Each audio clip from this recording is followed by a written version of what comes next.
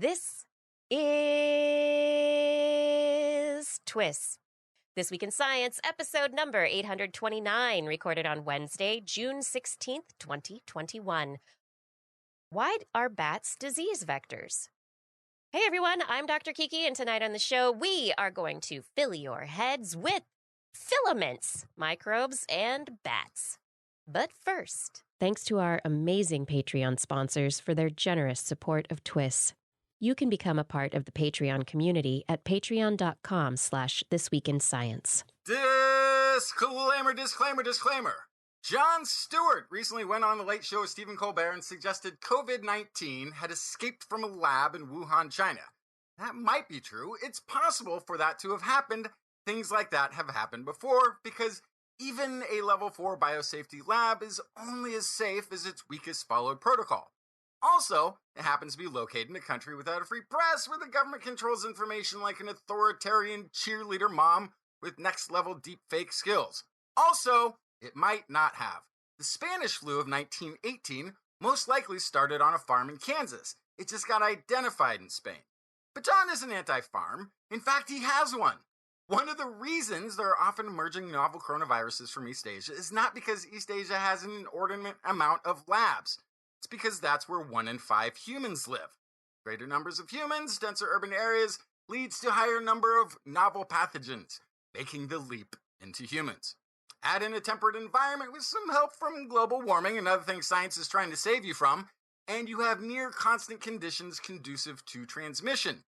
There are many thousands of coronaviruses in bat reservoirs around the world. Globally, bats represent 1 out of 5 mammal species and 40% of the mammals in East Asia. These viruses don't affect the bats, but they can be lethal to humans in extremely rare cases, which is why studying them is so important. And yes, there is a lab that studies them in Wuhan, a city with 2.5 million more people than New York City. And yeah, maybe they should put a lab like that out in the country, near, say, a farm in rural New Jersey, to keep them better isolated from human civilization. But what's worse, John blamed science for COVID-19, saying the pandemic was more than likely caused by science, which, stop. Anti-science talk like that is hurting America. It's why we can't get meaningful action on global warming, it's why we relied on Russian rockets to go to space for a decade, and it's why the pandemic hit the United States so hard, and why it still isn't done spreading. So stop. Stop hurting America. And think of what halting all research on viruses would even look like. We knocked out smallpox, chickenpox, measles, mumps, rubella, and polio. Remember polio? No, because you didn't have to live through it. But the people who did were losing their children to these diseases. So they fought back with science. What about AIDS? Should we end all AIDS research? It's a race for the cure, not a run from the research. And yes, working with pathogenic viruses is very dangerous. The frontline researchers who study them know this all too well. There's a constant risk that a pathogen will escape containment despite the multiple layers of precautions that are in place. And they occasionally fall ill from the very thing they are studying. It's dangerous work that scientists do while responding to these threats. But these are people who care about the experiment of humanity and keeping it viable. And the next time you want to blame science for something, look no further than This Week in Science, coming up next. I've got the kind of mind that can't get enough. I want to learn everything. I want to fill it all up with new discoveries that happen every day of the week. There's only one place to go to find the knowledge I seek. I want to know what's happening. What's happening? What's happening this week in science? What's happening? What's happening? What's happening this week in science? Good science to you, Kiki, and hey, where's Blair? Oh, Blair's out for tonight. She's not feeling well, so I hope you all send her some well wishes. But we are here with good science for you at This Week in Science. I hope you're ready for another amazing episode, well, full of science, because that's what we're going to talk about. All sorts scientific stories. I have whirling filaments, plastic microbes, and I've also, at the end of the show, if we get there, I've got zebrafinch songs. What did you I've think, got Justin? misleading research titles, Why Hoppy Beer is Good for You, Swiss Bat Viruses, and Underwater Archaeology. Fantastic. We're also going to be joined by not one, not two, but three amazing researchers who are here to talk with us about the immune systems of bats and what makes them so amazing. And we will be speaking with them in just a little bit, so stay tuned. And as we jump in the show, I just want to remind everyone that if you have not yet subscribed to This Week in Science, you can find us all places podcasts are found: Spotify, Pandora, Stitcher, Spreaker, TuneIn, all the places. Look for This Week in Science. You can also find us on YouTube, Facebook, and Twitch. We're also on Instagram. And our website is twis.org. Okay, Justin, are you ready for science? Yeah? Okay, let's start with whirling dervishes in space. Sufis in space? How did they get up there? Yeah, no. Whirling structures in space. This is such a fun discovery. When you think of swirling and whirling objects in space, what do you think of? Oh, well, I just think of slow motion, but it looks like it's spinning. It's like a galaxy.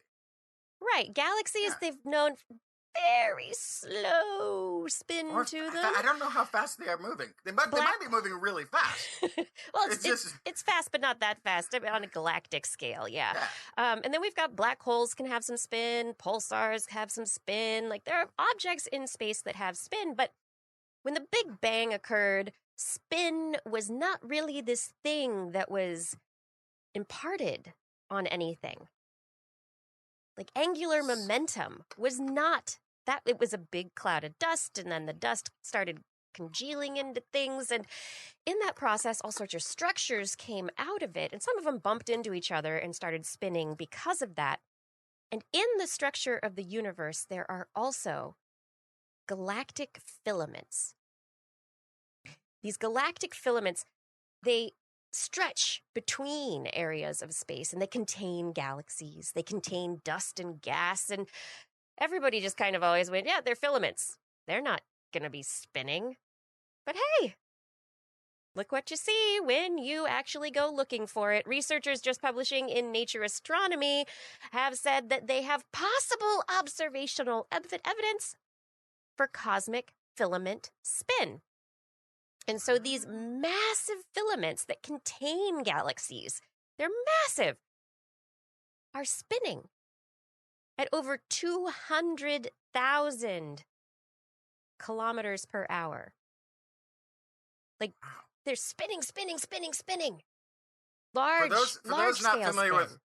For those not familiar with kilometers, 200,000 kilometers is approximately the same as 200 million meters. So that's really moving. It's moving, right? These are large objects in space, moving very quickly. And these researchers have said, hey, we never really thought this was a thing that spun, because why would it? Why would these filaments in space actually spin? And now that they know that they do, they have discovered that, yeah, there's these big spinning filaments in space. And so the big question is why? And they don't know why. And so that is now going to be one of the big questions that they will be looking for. They think that there are powerful gravitational fields of the filaments as they pull on gas and dust and other material, and that creates shearing forces that result in spin, but they really have no idea. And they're going to be looking for it. Now that you mention it, I can't think of anything in space that isn't spinning. Solar systems are spinning, planets are spinning, even down atoms even have spin. Electrons have spin. Everything's spinning. Why is it spinning? My mind is spinning with the possibilities. Tell me about some mice. Yeah, this is just my quick story for the night. These researchers, study published in Public Library of Science, Online Biology by Marcia Trunifol at the Humane Society International. They were looking at titles of stories that get picked up by popular press. And they found it, if in the title you don't say mice, if you don't mention that it's a mice model, it's tremendously more likely to get picked up and run with as if it applies to humans immediately. Meaning, Wait, most what? journalism is not reading beyond the title of the paper. Yeah, so this happens apparently a lot with Alzheimer's. Mice don't get Alzheimer's, but we have mice that can exhibit Alzheimer's-like qualities, and we can do research on them. And one of the things that's also true about that research is that almost none of the studies that are done in mice translate into humans under this modeling. There's things that are learned along the way, but it's not that it will have that effect on humans. So, yeah. So you have to know whether or not, because it's true, at some point we're going to cure probably every disease known to mouse kind. And even some diseases that they've never been able to get, we will cure in mice. But it doesn't always translate into humans. However, in doing so, we learn pieces of the puzzle that we can later put together on the human model at some later date. But yeah, just leaving mice out of that title makes people think that it applies to humans. So this is starting from the research itself, though. If the research doesn't have mice in the title, then journalists... In the title of the paper. Then journalists don't report it correctly, and then people reading further, it just is a bad game of telephone all down the line because people forgot to specify. But that's just... I guess. That makes me sad for the field of science journalism, and makes me actually I don't even know if it's science journalism. I wouldn't even put it there, because it's not like these are... It's pop culture journalism. It's not even journalism. It's just so pop they're not culture. Really journalists who are trained to talk about science. No, but they will appear in a local news segment, which you assume has journalists behind the scenes. So this is just part of the problem. So it's just kind of just encouraging maybe researchers to put mouse model in mice. Yeah, at the end of every paper title about what they've done with mice, ... in mice. Yes.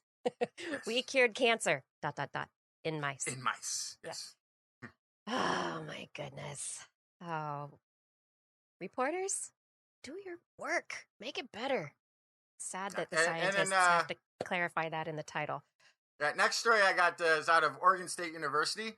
Researchers found a pair of compounds originating from hops that can help prevent the buildup of fat in the liver, which is huge because apparently there's like a quarter of people in the world that have this fatty liver disease. Often it's brought about by drinking, but people who don't drink can get it as well. Non-alcoholic. The 25% is made up of both of that. But the good news is hoppy beer prevents liver failure, and it's now safe to overindulge. No? Yeah. In the study, 60 mice were... Oh, man! It's a mouse study! There you go. All right, well, in a mouse model study, researchers showed that the compounds xanthohumol and tetrahydroxanthohumol, abbreviated XN and TXN, can mitigate diet-induced accumulation of fat in the liver. So they gave these mouse models a low-fat diet, a high-fat diet. They supplemented some with the XN, a high-fat diet with the XN, high-fat diet supplemented with even more, and then a high-fat diet supplemented with the TXN. And they got really positive results. So this is the beginning of, as we often talk about, anything that's sort of medical, and when you're getting that first exposure to some research, this is the first step in a mouse model to finding a possible pathway for, in the right conditions, a future drug or treatment for fatty liver. But it was some pretty positive results in mice. In mice. Yeah, there's so often things don't work in humans when they have worked in mice, and there are many reasons for that. We don't know all the reasons. We don't know all the reasons. One of the simple ones is, especially if you're talking about a compound, it could be how our microflores and metabolisms utilize or take up or distribute these compounds can be different in an animal model and a human model. I mean, there's lots and lots and lots of factors. However, sometimes it just works. Yeah. Yeah. So you're putting your hopes on this being one of the one of the pieces of mouse research that makes its way very easily into humans. At this point, I'm still picturing this future where the Doogie Howser mice have inherited the Earth from the remnants of humanity, and they've gone back and they've read all of our research, and they now it's just one more thing mice of the future won't have to worry about. Just one more thing. That's all. Just one more. Not in mice, but in chemistry, researchers have been working so hard to get rid of plastic, right? How do we get rid of all the plastics that we create? It's a real problem for our environment. Well, one of the kinds of plastics that is very prevalent is polyethylene plastic, PET plastics, or polyethylene terephthalate specifically is one of the types of plastic that is very abundant and is used around the world. And researchers have been trying to figure out how we can possibly use microbes to digest the plastic, turn it into something else useful for society, and thus save the world from being drowned in our own plastic garbage piles. Reporting in Green Chemistry, researchers Joanna Sadler and Stephen Wallace have published their paper, Microbial Synthesis of Vanillin from Waste Polyethylene Terephthalate. So what they've done is they have genetically modified E. coli, which is a very common bacteria that's used in laboratories around the world, and they've created a novel pathway within E. coli. They shoved a whole bunch of instructions into this bacteria that aren't normally in E. coli, and they said it was very complicated to actually get all of the steps in place for this novel chemical metabolism pathway within this bacterium, but they did it, and they have they have a single pot.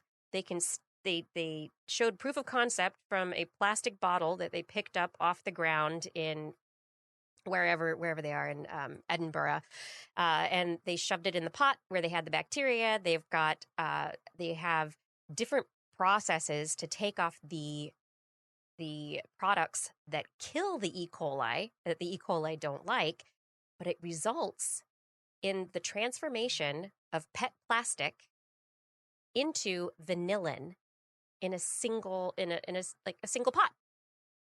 And vanillin, does this compound sound familiar to you, Justin? Can I use it in a root beer float? It's not the root beer float, no, but it's the flavoring of the ice cream that goes into a root beer float. So we can get vanillin, the compound that creates the odor of vanilla, from vanilla beans, but there's also synthetic vanilla. And synthetic vanilla can be used in food products. It can also be used in household products like candles and room sprays. It can be used in cosmetics. And the researchers think that since this is coming from this plastic waste and the process they're using, they don't know if they'll be able to make sure that it's clean enough to be food-grade vanillin. Well, you know where we used to get that flavoring? I don't think I want to know. Oh, yeah. I can't get fact-checked because there's nobody else here. But I believe it there's came only our chat room for from the anal glands of beavers. No, thank you. Yeah, so I think that it came from bacteria on a plastic. Way better source. Yeah, way better source. Oh my goodness. Yes.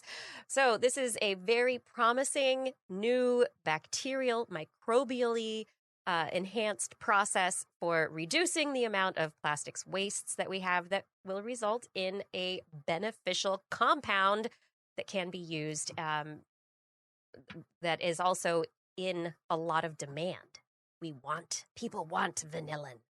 So this could solve two problems at once, right? And then my final story for our opening. Did I have another study for the opening? I'm not sure that I do here. Oh, I do.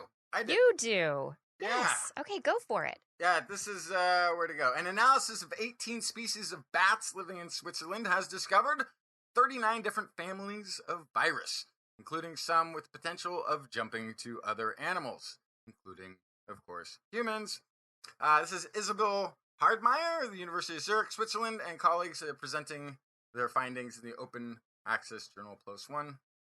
It is exceedingly rare for disease-causing viruses to make the switch from bats to humans, so some viruses carried by bats may jump to other animals, which then undergo changes that allow them to be transmitted to humans. So monitoring of viruses harbored by bats around the world improves our understanding and our detection of those that pose a risk to humans. So they did a lot of genetic analysis, and they're proposing that this is a way you could just do it. You could sample bats. You could have the library that you track over time to look to see if anything is mutating towards a known previous pathogen. One of the things they did find was a MERS-related virus. So the MERS is the pandemic that we had back in 2012. If you don't recall that epidemic, it's because it was much more lethal than the current one. So it had a harder time spreading because it kept killing the hosts. Now, the thing that they've identified that's related isn't going to do that. It would have to have some pretty big changes. But it's still enough to know that we have reservoirs across the world. And as I was talking about in the disclaimer, I didn't even know this. 20% of species on the planet are a bat, or at least of mammalian species are bats. That's crazy. I didn't realize that bats were that prolific. I had no idea. So lots of bats. They have viruses. They don't get sick from them, so we need to monitor. And before anybody, we're going to be talking to bat people here in a minute, so I probably shouldn't say too much. But before anyone's like, we should get rid of the bats, that's not the solution at all. Because if we get rid of bats, what we get instead is insects and other mosquitoes. Yeah, we get other vectors we of get death. Unbridled there's a cloud of mosquitoes who are also disease vectors, but are much more annoying. Yeah, I find this study interesting because it's out of Switzerland, right? So you've got bats from different locations, and I think we always talk about bats that are in Southeast Asia. We talk about bats in China. We talk about that as being the hot spot, the hot zone, right? But there are bats everywhere, and they live in these huge colonies all around the world. And so I think that is another point of, we've got these genes and we've got these various diseases. And interesting question to ask our next guests as we talk about how do we monitor and what do we know and what do we need to learn so we can protect ourselves in the future. This is This Week in Science, and I would love to introduce our guests for the evening. We are joined tonight by three wonderful scientists. I would like to introduce Doctors Angelique Corthals, Liliana Davalos, and Diana Moreno Santillàn. We're going to be speaking about bat immunity. Dr. Corthals is a biomedical researcher and biological forensic anthropologist at CUNY's John Jay College of Criminal Justice. Dr. Davalos is professor of conservation biology at Stony Brook University's Department of Ecology and Evolution, and Dr. Moreno Santillàn is a postdoctoral researcher at Texas Tech University. Welcome, and thank you so much for joining us tonight. Thank you for having us. Thank you for having us. Thank you for the invitation. I'm just really glad, like those segments that you had earlier, they just kind of brought up 2 points like that are, like here to talk about bats and to just introduce bats to this audience. The first point is like when you were talking about in mice, all these studies in mice, is that one of the issues, one of the key differences between mice and humans is that the mice, they have this really short lifespan, right? Like there's small animals in mammals. smaller animals have shorter lifespan. But bats are actually an exception to that. So small bats can live long lives. So there have been bats that have been found that are the size of a mouse. They weigh even less than a mouse, like 10 grams, which is a very, very small bat, that have been found to live for 40 years. 40? Right? 40 years, 40.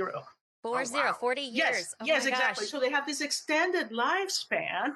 So we're hoping, like through a large consortium that we're part of called Bat1K, we're actually saying, well, the genomes of bats are going to help us find out the secret of mammalian youth, right? Of the ability for bats to, despite being really small, so in mammals, larger animals, elephants live longer lives, whales live longer lives, but bats also, for their size, they live longer lives. And if you ever need to advocate for bats, you just need to tell your audience that if there were no bats, there would be no tequila. That's right, the agave flower, right? And also that if you kill bats, you're going to kill the answer to the eternal youth. So that's what we want. And tequila.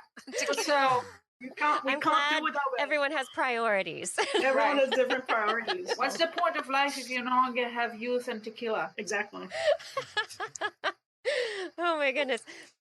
Angelique, we spoke almost a decade ago now. It's amazing that so much time has passed. And at the time, you had published a paper on multiple sclerosis, and you were interested in the immune system. And I think you were doing some work on the immune systems of preserved mummies at the. Correct. I think. Yeah. How did you go from multiple sclerosis and autoimmune stuff and mummies to bats are in caves too? Is that like the mummy bat connection? No, how did this happen? No, I just kept the Halloween theme going. So the answer is right here. Liliana, who's my spouse, is actually a bat specialist. She's a chiropterologist. But my interest in the immune system makes me one of these rare people to whom you can throw an alphabet soup of genes at, and I will know what those genes are. And so I can kind of get the full picture of where, what gene does what in which pathway fairly quickly. And that's actually why we combined forces when the pandemic hit. We wrote with Deanna and our colleague, Dr. David Ray at Texas Tech. We wrote one of the rapid National Science Foundation grants, which are part of the CARES Act for COVID research. And that's where our study of the immune system of bat came into play. That's wonderful. So we've got Liliana, you're the bat expert. We've got Angelique, your immune system and genetics. And Deanna, how did you come to work with the two of them and work on this subject? Yeah, I have been interested in the immune system in mammals. I am interested in host pathogen interactions and evolution within host and evolution from the pathogens. And then I started to get interested in bats because, well, they are like the perfect model to study host pathogen interactions.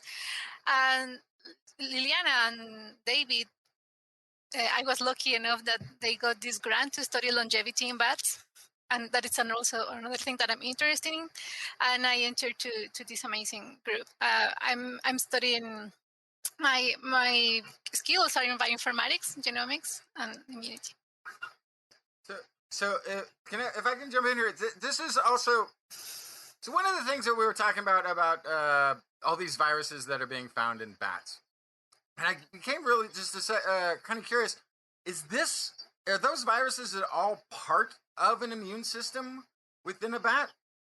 Or is it just that their immune system isn't affected negatively by it? And I bring that up because in infant children, for instance, before an immune system has really gotten a chance to take root, there's viruses there that are doing the job of an immune system. answer. Go for it. Go. No. I guess I think I'm gonna start, and I'm sure Diana and Angelique have a lot to say about this.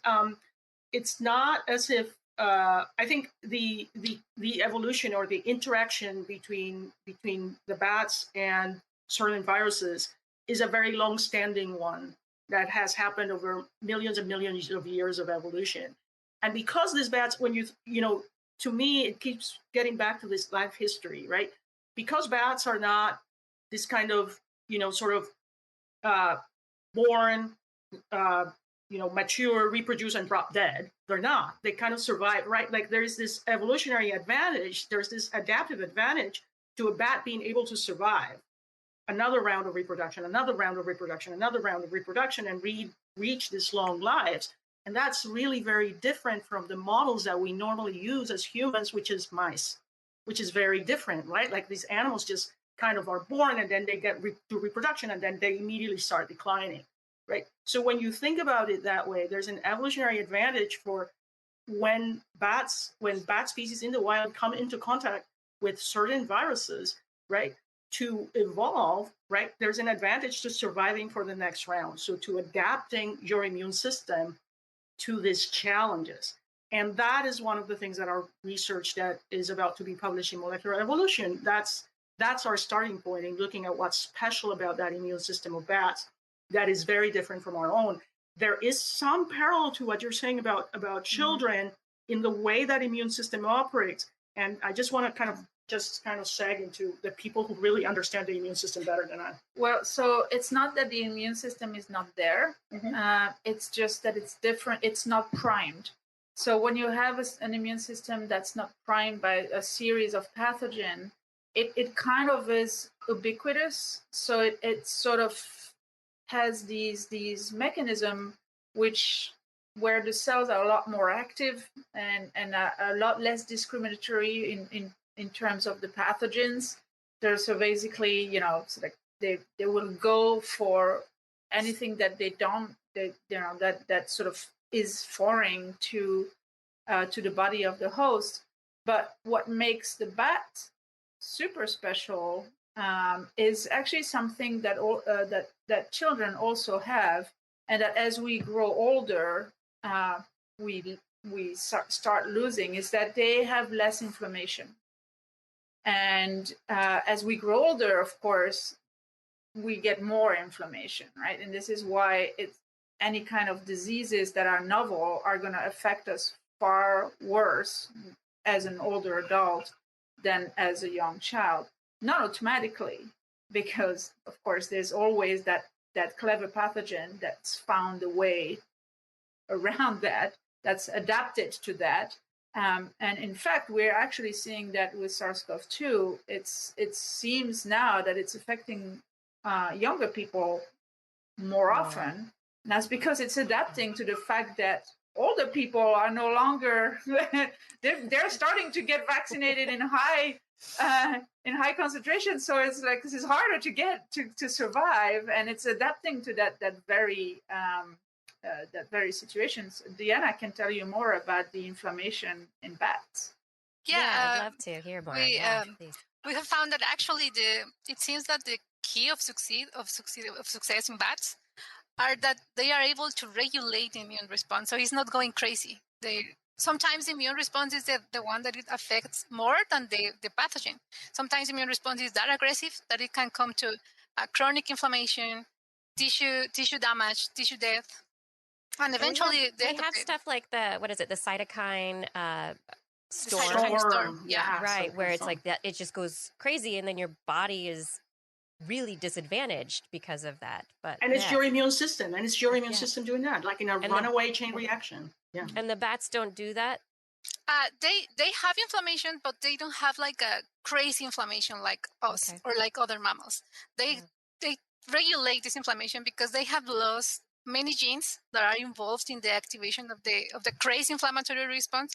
Now the new question that we have is, okay, so now which genes are the one involved in the inflammation in bats that are making like less aggressive? And it seems that sorry? Oh no, sorry. I was gonna say, is that because they're the only mammal that flies? Oh, that's a great question. Oh, because they're like right into there.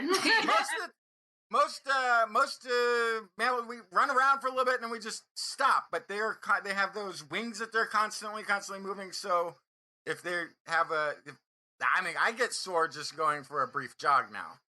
Yeah, actually, that was going to be my next comment. That this seems to be related with flight, because flying is a high metabolic cost. So they generate a lot of reactive oxygen species that in us can cause cell damage or DNA damage, but bats have evolved really good mechanisms to repair all this cell damage. So one interesting thing is that it seems that this amazing immunity response in bats, or this amazing regulation of the immune response, is actually like flying can ended up favoring this regulation. Because can you imagine if you are the inflammatory response is activated either by pathogens or allergens that you were talking about, allergies and at the beginning of the show, toxins, but also it can be activated by endogenous signals caused by cell damage or DNA damage. So can you imagine bats are flying and they are generating all these reactive oxygen species? Can you imagine if they are responding every time to all of these bioproducts every time they fly? It will be impossible. So it's like co-adaptation in this flying and immunity. It's like everything's connected. Is there I had also seen that there were within the paper some questions related to diet and like what bats are eating and how that has affected their ability to defend themselves with their immune system.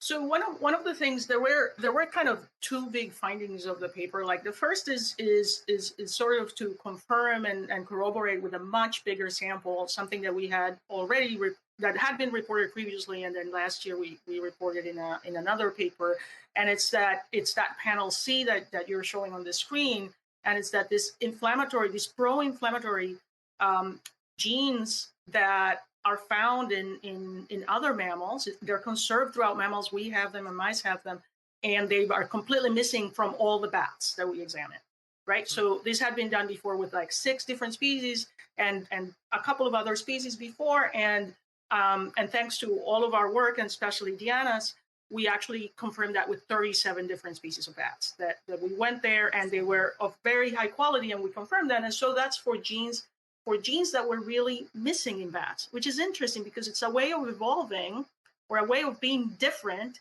in which what the way that you're evolving is you have missing pieces, right?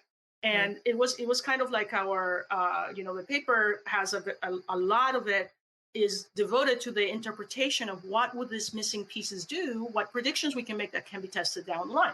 But the second part of the paper was actually about genes that are present, but they either expanded or contracted, meaning the genes are present in bats. It's not completely missing. They're there, but they seem to have kind of expanded. Gene families expand when, whatever it is that those proteins are doing is maintained, right? So it has some kind of selective advantage or the opposite. And those, we were it was very interesting that for the most part, those weren't immune at all. Mm-hmm. So whereas for the missing genes that are completely missing in the bats, we got a lot of missing genes that have to do with the immune system. When we got to gene families that are expanded or contracted, what we saw instead is that they were metabolic, primarily metabolic. So they were taking us in a different direction. Instead of showing us variability at the immune level, I mean, we did find 1 or 2 that we might get into the details of, that were immune, but most of them had something to do with metabolism. And of course, bats, even though ancestrally all bats seem to have been insectivorous, and most bat species in today's world are insectivorous, there are a few lineages of bats that have switched their diet in a dramatic way. And one of them is the agave specialist, right? These are bats that feed on nectar exclusively, or they feed on fruits exclusively. And that's a huge demand. When you think about a bat that is feeding on nectar exclusively, just consider it's kind of like a human that would switch their diet to just soda. Just imagine if you like switch your diet to just kind of like... That doesn't work for people. I think people have tried that. I mean, we had one of those big giant 2-liter sodas. Yeah. I think we've tried that and that doesn't work. So that doesn't work for us because we're not evolving and we're not flying. We're not being energetically active to the level that bats are. But for bats, so we proposed, and that's what we found. We found a couple of genes that are presumably, that have to do with this handling of the glucose, right? And that handling of glucose that seem to be like gene families that seem to be duplicated in groups of bats that have independently evolved the ability to feed up mostly on the sugars, this kind of simple sugars that come out of fruits and nectar. So that's another avenue. But the difference with the first type of results is that these results are within bats. So different species of bats corresponding to different adaptations to their diet. Yeah. And did there seem to be any, like, basically all of these bats had lost the immunity genes that you're talking about, just to kind of across the board? That have to do with inflammation, all of them. Yeah, all of them. Yeah. So there was no variability there. There was some, the genes that we found, that the immune system genes that we found that had some variability in them, meaning expanding and contracting, were really, really special ones. And I'm going to let Yana talk about those. But I can talk about APOBEC if you want. Yana. Yeah, well, one of the ones that we found was the MHC class 1. That the MHC is a major histocompatibility complex, and it's involved in recognition against viruses or intracellular pathogens. So these genes were expanded in some bat species. That is something also that I think is really important and really amazing about this order, because not because some bats have adapted to their own virus, it means that all the bats are adapted to that viruses. Actually, there are some viruses that are lethal for bats, like the Takari virus or some Lisa viruses, and actually some filovirus has been related with a mortality event of bats in Spain. So yeah, bats are not like immortal against viruses. That's something as much as we now want to think they are, they're not. They are. Yes. They can be affected by some species. Yeah, and they are adapted to their own virus. If you put a bat that haven't been in touch with another virus, never in their history of their evolution, is going to be susceptible. There's a high chance that it's going to be susceptible for that virus. So that's another interesting thing about this, that the immune system, it seems to be species specific because the interactions are species specific, but these losses are constituted for all the order. That's something, and the MHC is one of that are expanded, and we think our hypothesis is that it might be expanded in order to overcome this lack of inflammatory risk. Well, this dampen in inflammation, because it's going to make more efficient to recognize viruses. And there have also been studies that we have found an insertion of 5 amino acids and 3 amino acids on the MHC class 1 exclusive from bats, and this insertion could help bats to recognize longer peptides for viruses. Okay, so with the expansion of this major histocompatibility complex, they're able to recognize, and so their bodies, if they come in contact with something, they can potentially recognize it and then do whatever immune response needs to happen. It's just not as big of an immune response as another animal might have. Or as inflammatory. And the other thing is that these expansions are big enough that they would actually yield a greater diversity of recognition, right? Like the capacity to recognize a wider diversity of pathogens that they may encounter. Then the other immune. Whereas so like just to pop in for 1 second on the importance of recognition. Whereas what we're dealing with when we talk about a novel coronavirus is that our immune system has no way of recognizing it to fight it off. Our adaptive immune system has never met it, doesn't know what to do with it, and so it's just kind of like, I don't know what to do, and so you're just dealing with the natural immune system, the native immune system. Even within humans, there are some humans that are able to recognize, and they are the ones that are symptomatic, right? So they seems to be better because they have those adaptations, those variations of the MHC class 1. There was a really cool study about the MHC that they found some variants from the MHC class 1 that are really efficient against this new SARS-CoV-2. So that's important of the MHC. The MHC is really it's high specific.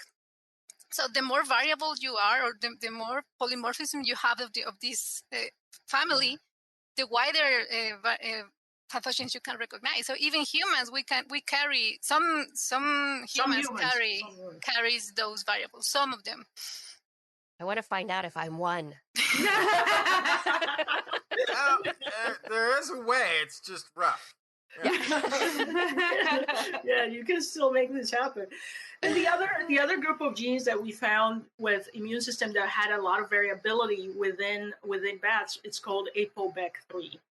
And the great thing about ApoBec, so the apo part is an apolipoprotein, but the ApoBecs in particular, they are a big family of genes that actually specializes in introducing mutations into single-stranded DNA, right?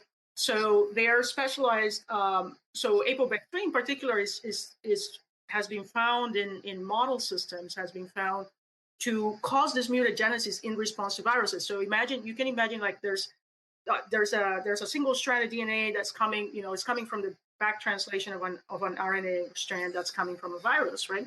And it's floating around.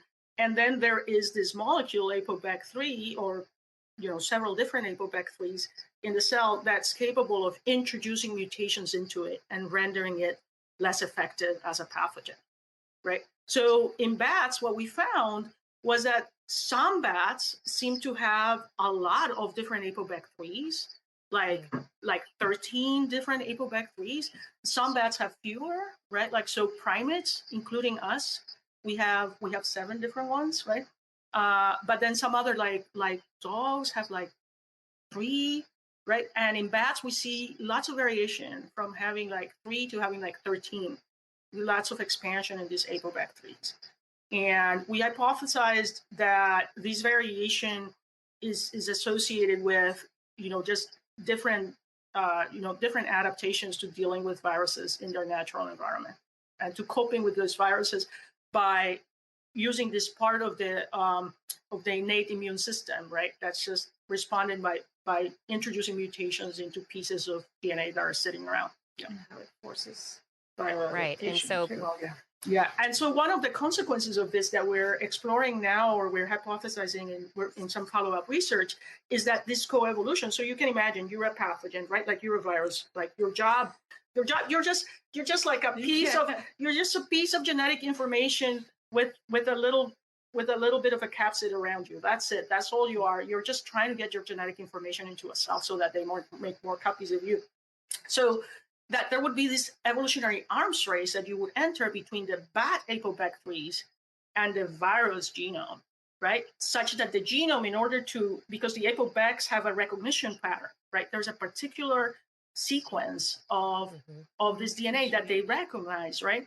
So that the genome would evolve away from that recognition pattern, right? And therefore, when this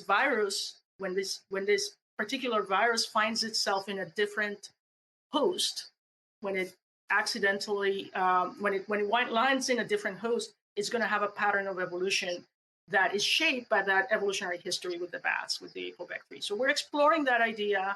Of course, it's right now that's nothing more than a hypothesis, but it's an intriguing one because it takes us back to the evolution of this ApoBec3 family.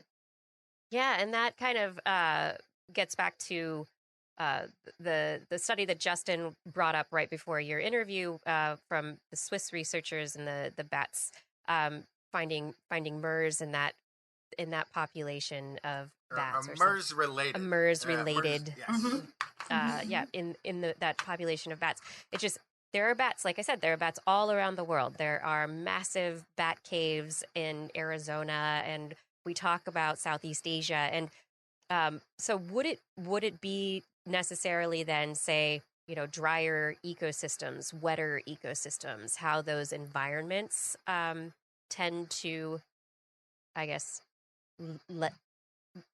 tend to affect mutations because of adaptations as the bats are evolving in these locations, and then how various viruses come along with them along in these different locations. And so would we expect different populations around the world to have different apobecs?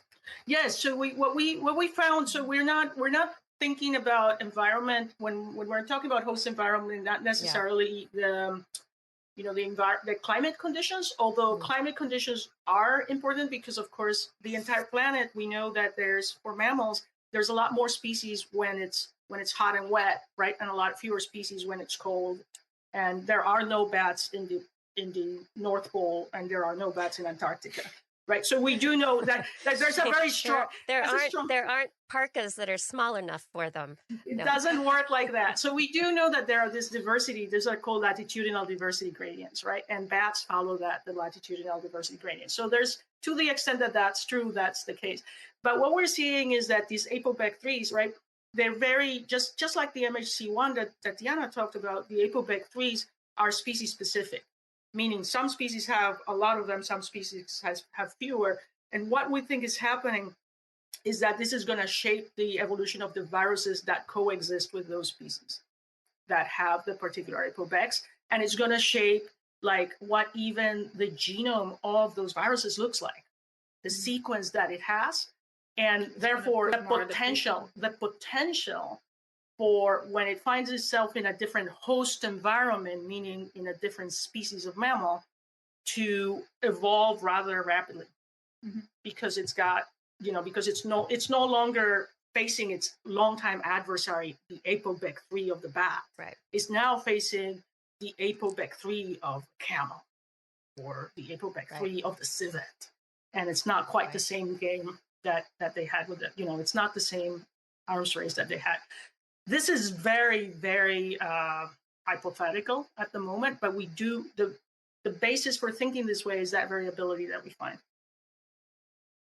So what does this mean for, how we as humans go about thinking about these populations of bats as we're searching for new coronaviruses, possible reservoirs of other diseases that could have pandemic potential? And if I could add on to that too, we're looking for these reservoirs. I don't even know what the range of a bat is. I have this comic book picture. They live in a cave. They come out. They go somewhere, and then later they come back. I don't know how far they went. So how big is the region of their territory? Yeah. And well, some bats went as far as Hawaii, so that tells you the range. Some bats, the hoary bat from North America twice colonized the island of Hawaii, and it's the only endemic land mammal of Hawaii. And the genetics tells us that it didn't arrive there the once and reproduce. There's two different groups of hoary bats that at different times colonized the island of Hawaii. So some bats have very wide range, like the hoary bat has this super wide range that includes the island of Hawaii. And some bats have very narrow ranges and are just distributed in a relatively small area, or they're tied to a certain resource. So, for example, the ones that pollinate the agave nectar, they actually migrate along the flowering of the agave nectar, like up and down from Mexico into Arizona and then back, right, following the flowering of this resource. So they're very they're like the monarch butterflies of the bat world. They're like, is that I guess that's migratory. Yeah, those are migratory. Yeah, but there's other bats, but not all bats like that. Like it really varies. So, for example, there's an endemic bat, a flying fox that's endemic to the island of the Comoros, and it's there in the Comoros, and that's the only population that there is of that species, livingstones. So it really varies. So one of the things to sort of take in, that's, I think it's very difficult for most of the public to contemplate, is that when we're saying there's 1,400 species of bats, there are 1,400 species of bats. They're all different. They're as different. In many cases, we're talking about being as different as a dog is to a fox, is to, like a wolf. Like it's some are more closely related, some are more distantly related, but they're just, like envision, for example, like imagine if you have a jaguar and a puma and a tabby cat pet, and now multiply that. That's 3. Now multiply that times 500. That's how many species of bats there are, and they're each unique. Just like you want to say, oh, here's that cheetah and here's that puma. They're the same thing. They have the same viruses. You would never say that. You would never ever say that. And when we say bats, that's what we're saying, right? Because we're not. I mean, there are certain commonalities, like what we found in our report, which is that there's this missing genes that have to do with inflammation, right? But the individual species of bats are very divergent, right? So if you like, imagine all those big cats and small cats that are different species, and now multiply them until you reach 1,400, and that's how many bats there are.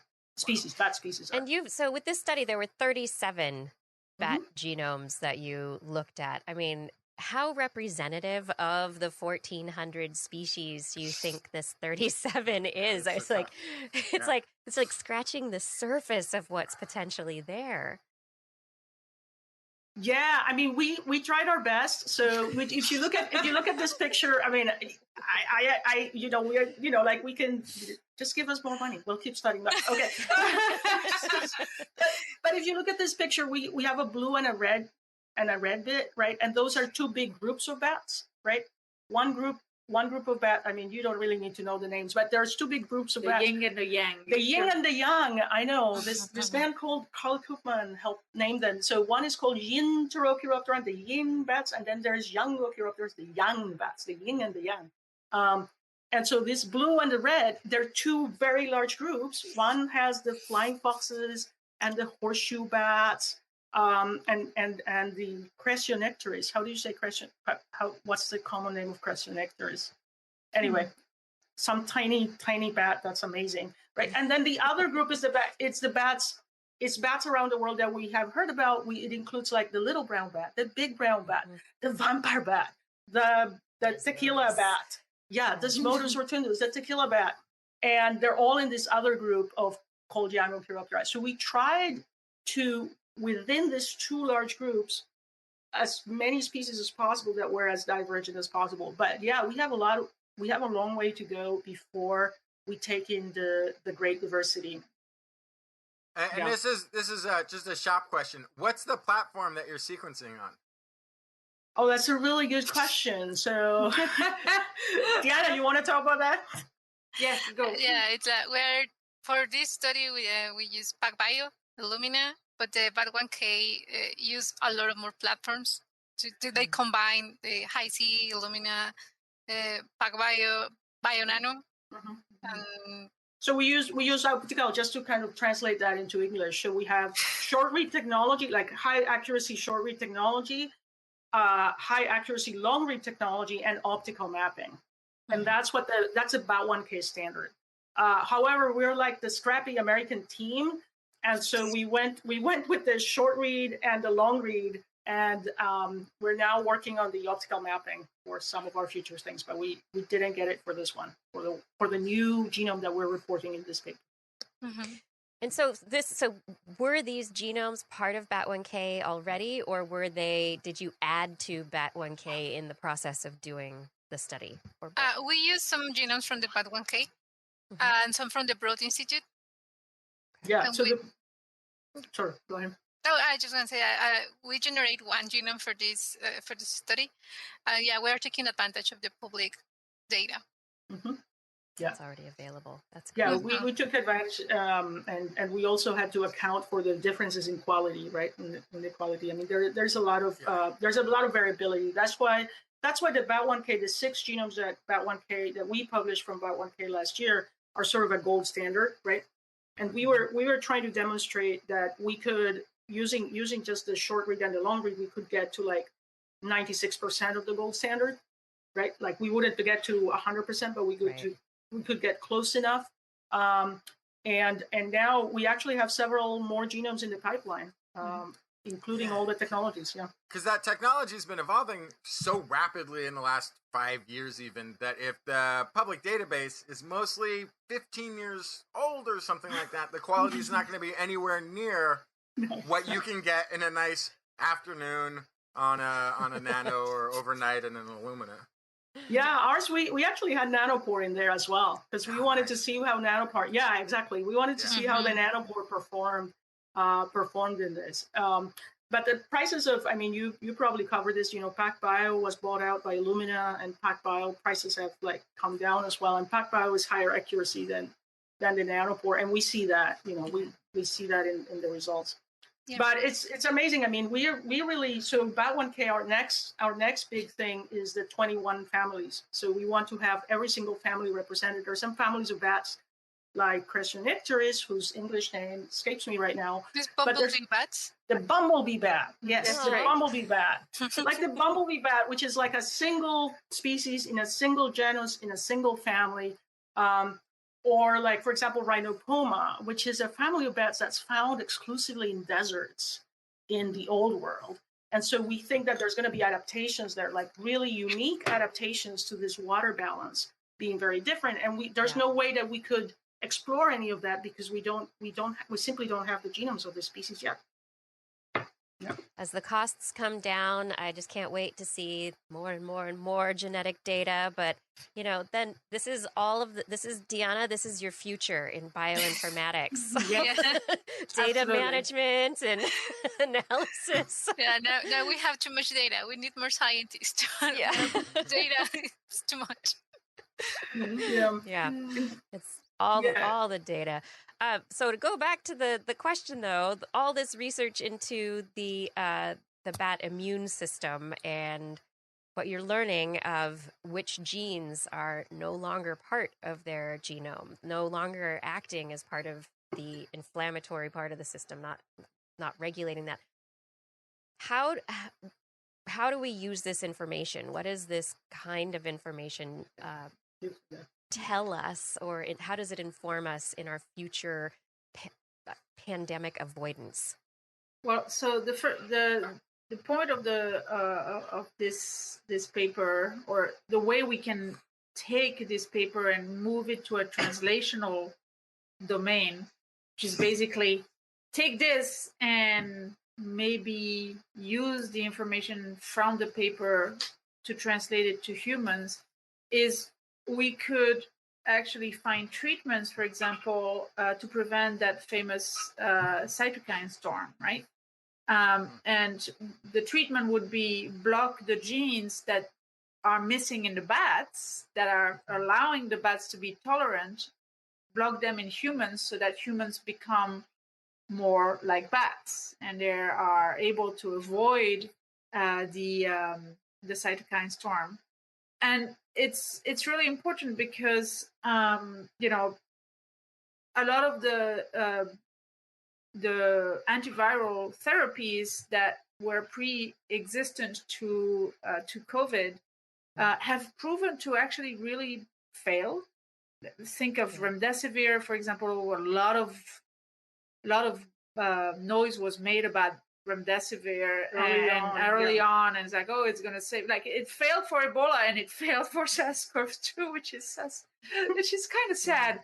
And there's a reason for that. Is that instead of targeting the cell mechanism of entry of the virus, etc., which can be extremely deleterious to humans. Imagine blocking the ACE2 receptors for humans. It wouldn't go so well. No. And so instead of doing that, be more like a bat.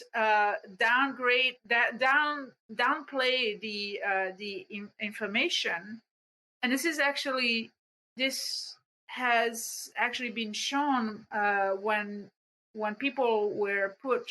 patients were put on dexamethasone, which is a dampener of the inflammatory response, they were doing much better than on any antiviral that is currently available. So for that particular kind of viruses, respiratory viruses, which lead to a cytokine storm, the way to go is to make people more like bats by dampening their inflammation. So it's either dampen our inflammation, or we can go the guided evolution pathway and make us all flying, nocturnal, vegan creatures. And then maybe those adaptations will come. Omnivorous, Exactly. though. We got to be omnivorous. We got to go after we have to also drink blood, eat nectar, and insects. Those are all different Not bats, all though. at once. Those are all, You only choose one. Are they all specialists, or are there some that do kind of? There are, especially, I mean, the group that I sort of started my career and have continued my career is called the neotropical leaf nose bats. That includes the agave, a bunch of nectar bats, and it also includes the vampire bat, in addition to a bunch of insectivorous bats. And in those bats, there's a lot of omnivorous bats, meaning bats that can eat insects and can mix and match. They can eat pollen, they can eat fruit, they can eat nectar. Right? There's a whole bunch of very successful, very wide-ranging bats that are omnivorous, but not with blood, though. Yeah. Yeah, the blood specialists, the vampire bats are specialists. They're completely specialized. They're specialists. And I was about to ask if they live longer than other bats, but I'll leave that. Well, they actually kind of do. I mean, their body size, So the common vampire bat, the Smodus rotunda. Yeah, the common vampire bat does have a longish lifespan given its body size, right? We measure that in something called the longevity quotient. Mm-hmm. And it But tells it's us how much interesting because the vampire, the Smodus, the common vampire live longer, but the other vampire life doesn't show a higher longevity quotient. So again, this is species-specific adaptations. So if we all are doing the vampire diet, I mean not the vampire diet, if we all do the bat diet though, it's going to be tough to do the bat diet because we'd have to. It could be anything we almost choose. Yeah, pick one. Yeah. There's a frog-eating bat too. Again, among that group of bats that is the neotropical leaf-nosed bats, it includes the frog-eating bats, for instance. That is your favorite, the carnivorous bat. There's all these carnivorous bats actually that are specialized. It includes the fishy. A close relative is a fish-eating bat as well. So the family includes a huge diversity, and then its close relatives also have some diversity in their diet. Mm-hmm. Yeah. So, it's amazing. I mean, imagine with 1,400 bats to choose from, you probably have examples of just about every dietary style somewhere within there. Yeah. We have exclusively nectar. We have nectar with some other things, exclusively insects, exclusively gleaning insects, exclusively like on-the-wing insects, all kinds of specializations. Fascinating. Yeah, because I also want to know everything about bat microbiomes. Absolutely. How those are related, because that's an incredible and their metabolism too, right? I mean, let's not forget that the immune system is ramped up or ramped down by the metabolism, and so that the diet has something to play into. Yeah, so they fly. Do they have birds? Songbirds especially have a higher body temperature, and that is part of how their immune system works, is just by having a naturally higher temperature. Do bats have a relatively higher temperature? Is that part of their metabolism? Yeah, I mean, Diana, you want to talk about the flightless fever, hypothesis? Yeah, it can go to 47 Celsius, the temperature from the bats. Oh. So it can emulate the fever in us. Yeah. And that's another hypothesis that's 116 degrees. Yeah, no, that's egg cooking time. That's not just a fever in us. That's dead. You boil over. Yeah, so there's this hypothesis that Diana should explain that's called the flight as fever hypothesis. And that bacteria and pathogens cannot survive to that temperature. I mean, not even us. So that bats that maintain these high temperatures, they avoid this viral replication or bacterial infection. But that's a hypothesis. That's one hypothesis. But the corollary of that hypothesis is that if a virus has evolved to live in bats, to survive these high temperatures that some bats can have, then when that virus finds itself in another host that is not a bat, that doesn't reach that temperature, then that other host's fever is not going to do anything to it. Nothing. Because in the bats, it was a normal thing to every day at the peak of activity experience this high temperature. So that's the flight as fever hypothesis. Now I want to go searching in those high temperature bats for extremophiles. Yes, yes, Exactly. Yeah. That and I'm with global warming and raising temperatures too, the general environment that bats find themselves in will have higher heat. That'll make that maybe more possible to encounter in the future as things evolve to handle. Probably not viruses. Maybe it's more just the general pathogens or bacteria and the like. That'll like slowly be able to handle higher and higher heat as the temperatures and again, rise. I just want to emphasize that bats are just so. There are so many different species. So, for example, one of where I started my research was actually in the islands of the Caribbean. And I don't know if you've ever been to Puerto Rico or the Dominican Republic. The islands of the Caribbean. There's this very special ecosystem that the bats have created themselves, and it's called a hot cave. Have you heard of hot caves? And in these hot caves, so have we talked about this? So imagine a karst. So imagine like karst, and then water runs at the bottom, and it kind of opens up a cave. But it's close it forms a cul-de-sac, right? And then bats colonize it in the hundreds and thousands, and they colonize the bat cave, and they raise the temperature inside the cave, and there's usually running water at the bottom, so the humidity reaches excess of 90%, right? And the temperature is extremely stable.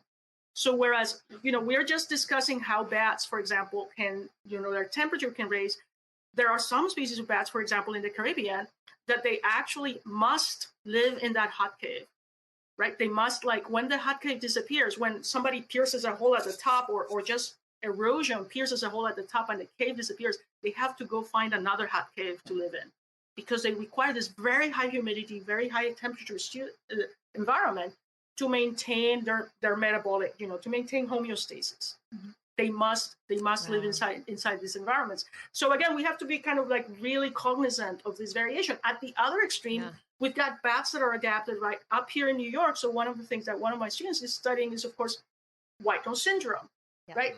These bats are hibernating, and that's kind of the opposite, right? Like they live in these caves and they drop their temperature and they change that. So we must be, this is like a call for understanding that bat diversity, because without understanding that bat diversity in the ways that they live, in the ways that they adapt, we're not going to understand how these viruses circulate. Right.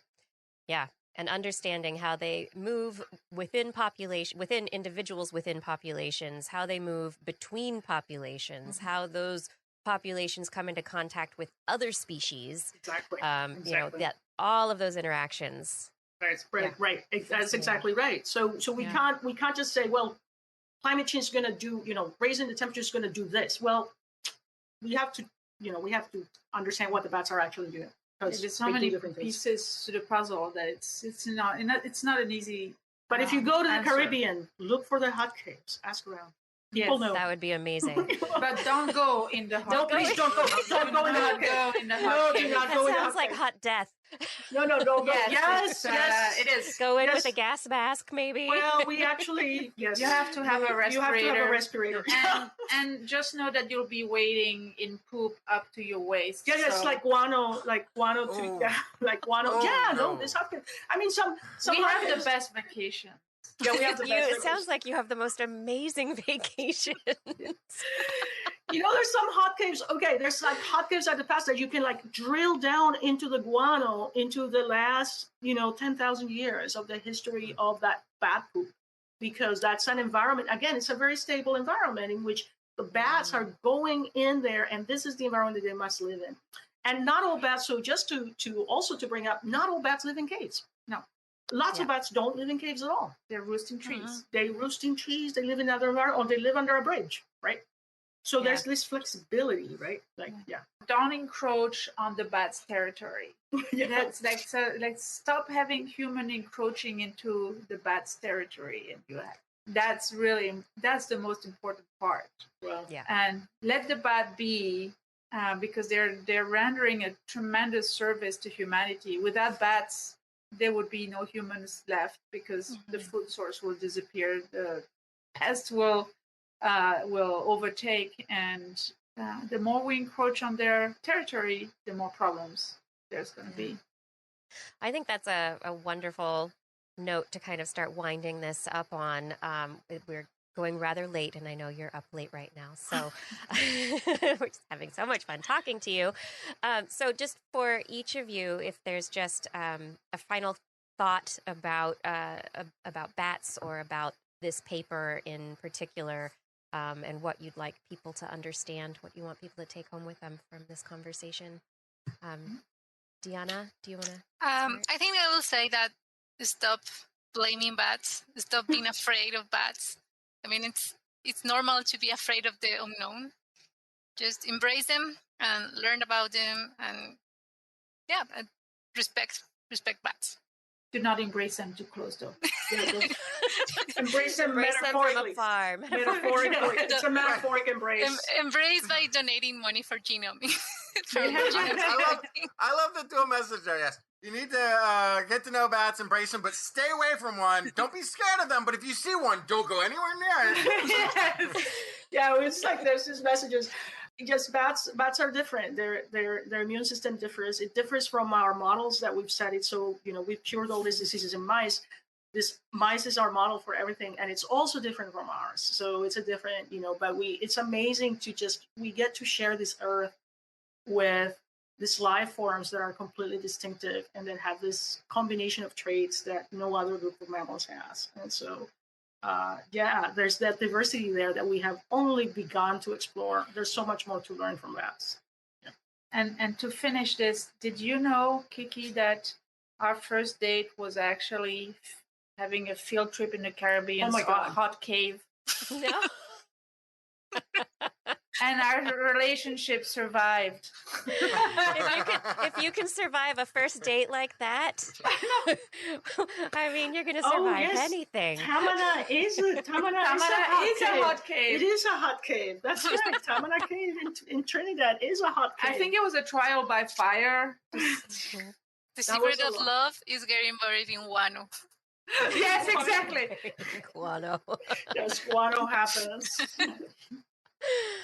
Oh, thank you all so much. It has just been wonderful to get to speak with you and all of the information that you've shared. And I do hope that people do take your words with them and appreciate bats and stop being so afraid and start appreciating them for their diversity and for all of the things they can offer. Like, really, they could be our saving us from the next pandemic. They could also help us live longer. Yes. Yep. Yes, that's definitely because it's all upsides. And if you're thinking of a field of study that will allow you to choose any destination in the world, apparently, some really nice spots, study bats. Yes. Don't end up just studying that thing that only lives in a desert. You get tired of deserts eventually. Don't only study the thing that's way under the water. You're not going to get into its environment very often. Study bats. You can travel the world, and there's always something to study, it sounds like. Absolutely. Especially 10,000 years of poop in a hot cave. Well, that's year 2. You don't bring that up the first year. That comes later. That comes later. Yeah. All right. We will post your Twitter accounts and a link to the paper on our website. And I just want to say thank you again. It's just been really, really wonderful getting to talk to you tonight. Thank you for having us. This was brilliant.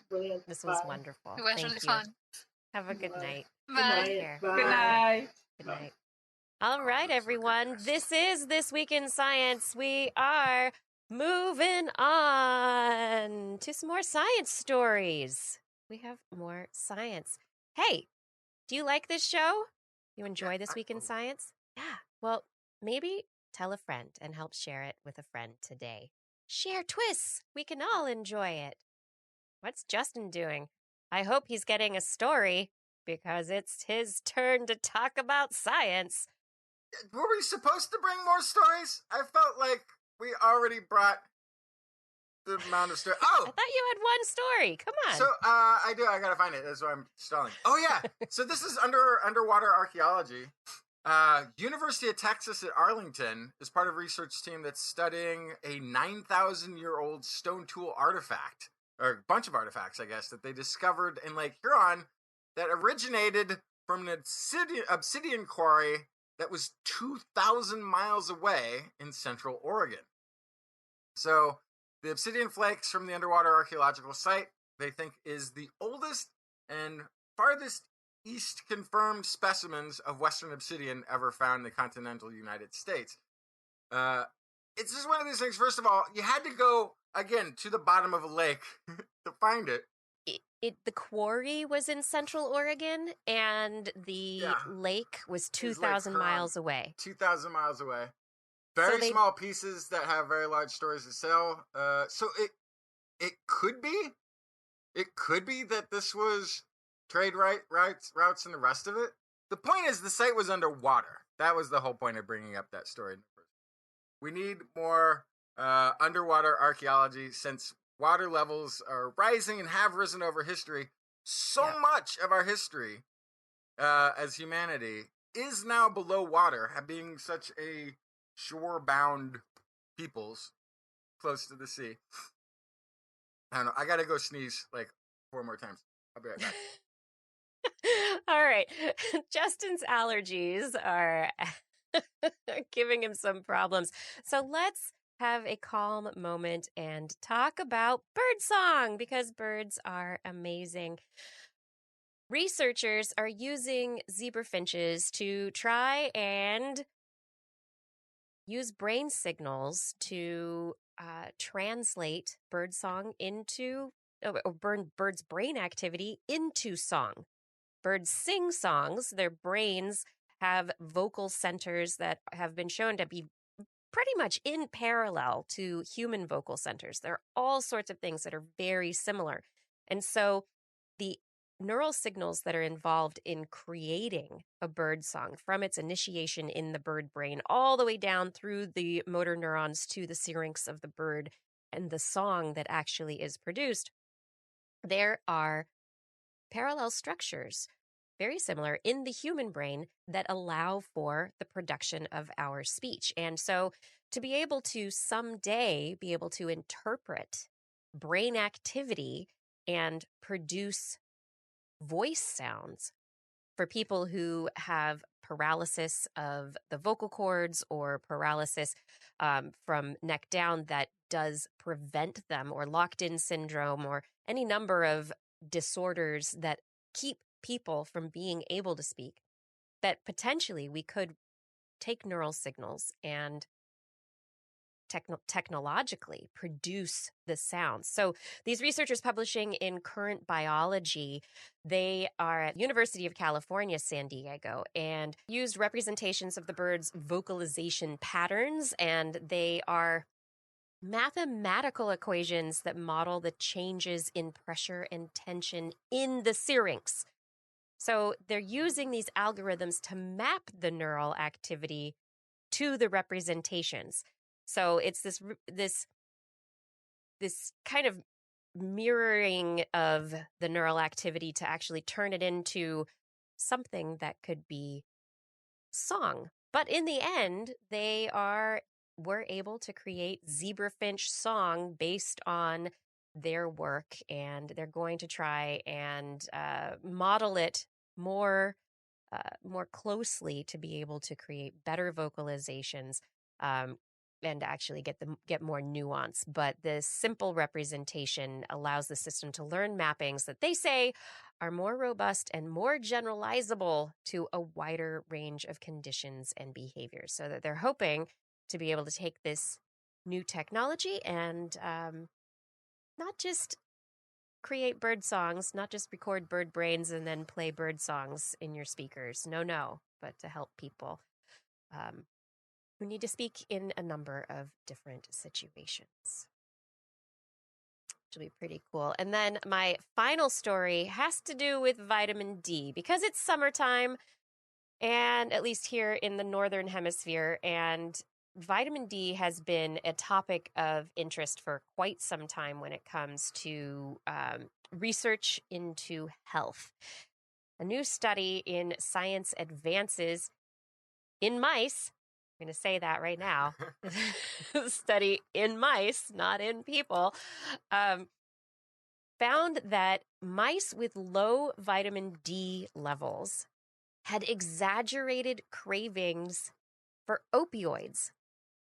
And they felt the effects of the drugs more strongly.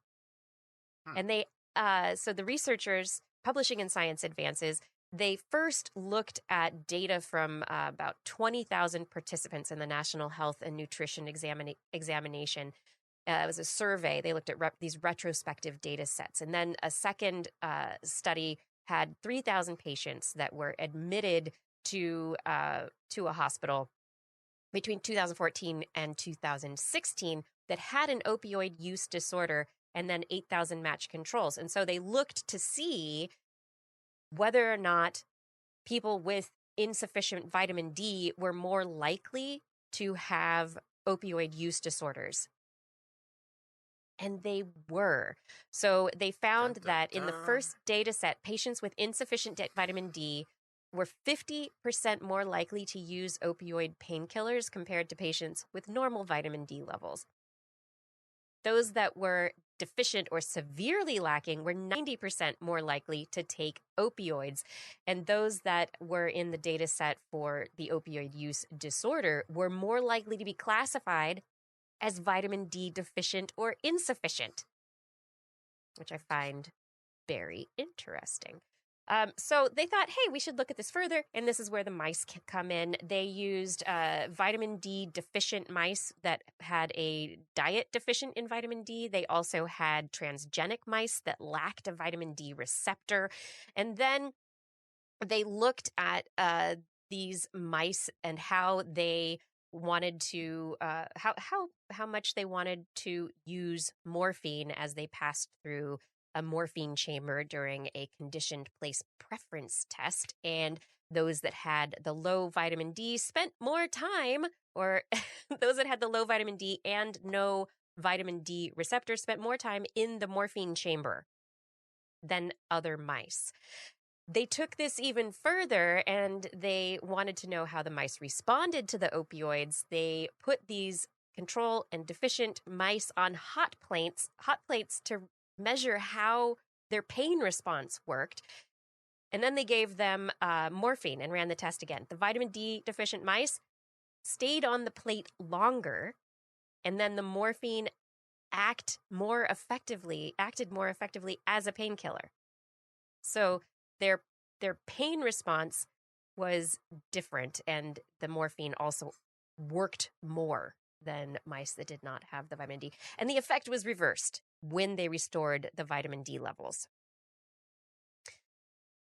There were more experiments that they did. They linked it to sunlight and UV radiation as well. And the bottom line to all of this is that this is potentially knowing somebody's vitamin D status before coming in or when they come into the hospital. You might know better how a patient will respond to opioid painkillers, how much more likely they might be to need more of them than somebody else. And so vitamin D could potentially be a cheap and easy intervention moving forward. And something that could be, it's not something that would need a lot of clinical trials for doctors to be able to start implementing it also.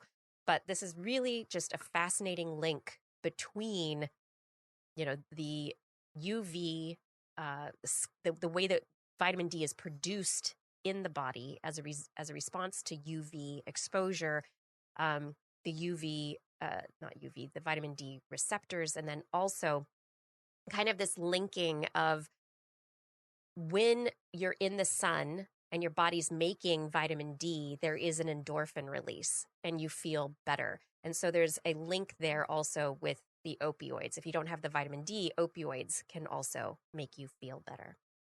And so there's a really interesting link in here between sunlight, vitamin D, and opioids, which was really curious to me. Take your vitamin D, folks. If you're in the summertime season, wear your sunscreen, because that's good. But, spend some time. Make sure you've got your vitamin D. I know I will.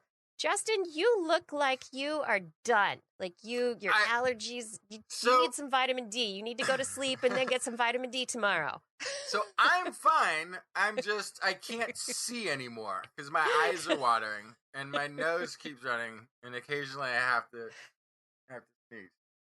Yeah, I don't know what it is, but something in the air is bad for me today. I need to go consult with the bats. Like, I need a little less of a reaction. You need a little less inflammation is what you need. Yeah, a little bit less. Be fine. I think you do. I think you need a little bit less of a reactive immune system at this point in time.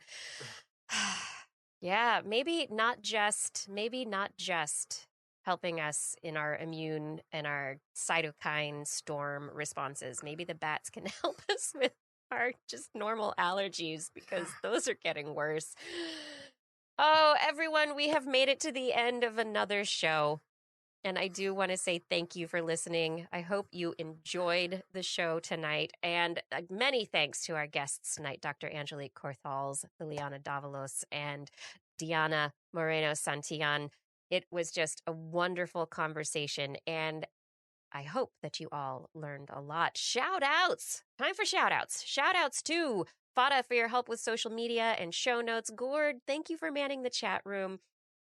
Identity4, thank you for recording the show. Rachel, thank you for your assistance. And I would love to thank our Patreon sponsors for all of their generous support to the show.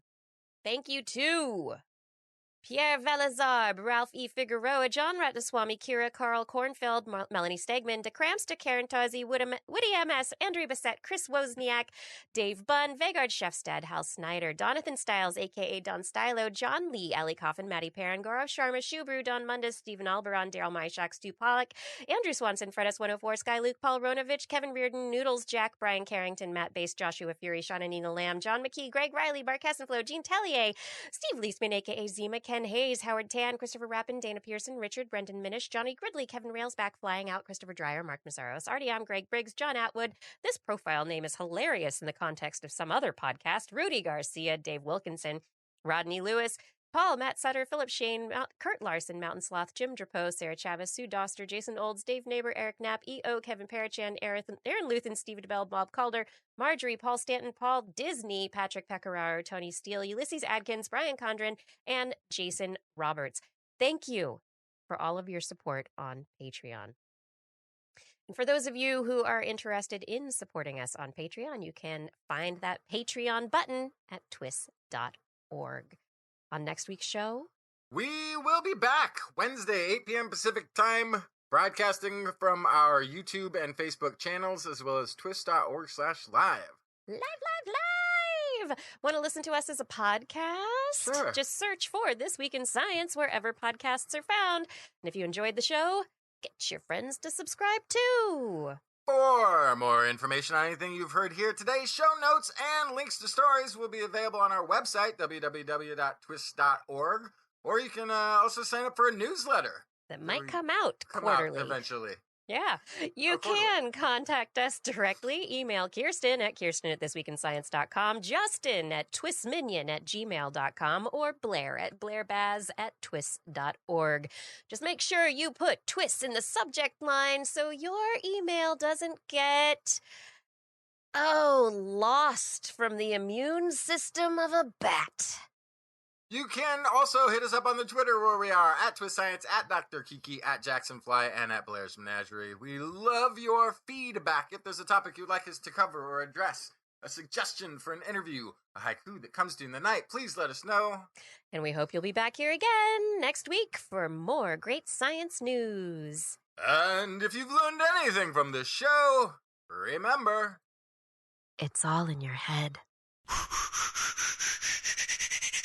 This Week in Science. This Week in Science. This Week in Science. This week in science, it's the end of the world. So I'm setting up shop, got my banner unfurled. It says the scientist is in, I'm gonna sell my advice. Show them how to stop the robots with a simple device. I'll reverse global warming with a wave of my hand. And all it'll cost you is a couple of grand. 'Cause this week's science is coming your way. So everybody listen to what I say. I use the scientific method for all that it's worth. And I'll broadcast my opinion all over the earth. 'Cause it's This Week in Science. This Week in Science. This Week in Science. Science. Science. This Week in Science. This Week in Science. This Week in Science. Science. Science.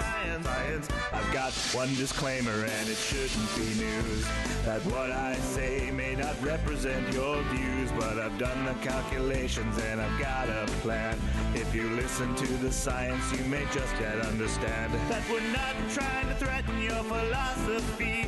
We're just trying to save the world from jeopardy. Jeopardy. Jeopardy. And This Week in Science is coming your way. So everybody listen to everything we say. And if you use our method instead of rolling a die, we may rid the world of toxoplasma gondii. 'Cause it's This Week in Science. This Week in Science. This Week in Science. Science. Science. Science. This Week in Science. This Week in Science. This Week in Science. Science. Science.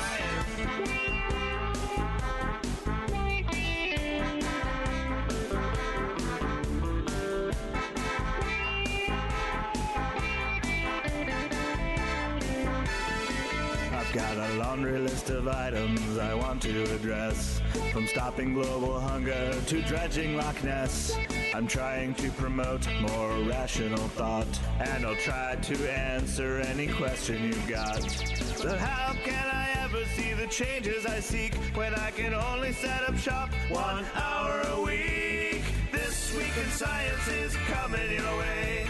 You better just listen to what we say. And if you've learned anything from the words that we've said, then please just remember it's all in your head. 'Cause it's This Week in Science. This Week in Science. This Week in Science. Science. Science. Science. Science. This Week in Science. This Week in Science. This Week in Science. Science. Science. Science. Science. This Week in Science. This Week in Science. This Week in Science. This Week in Science. This Week in Science. This Week in Science. This Week in Science. This Week in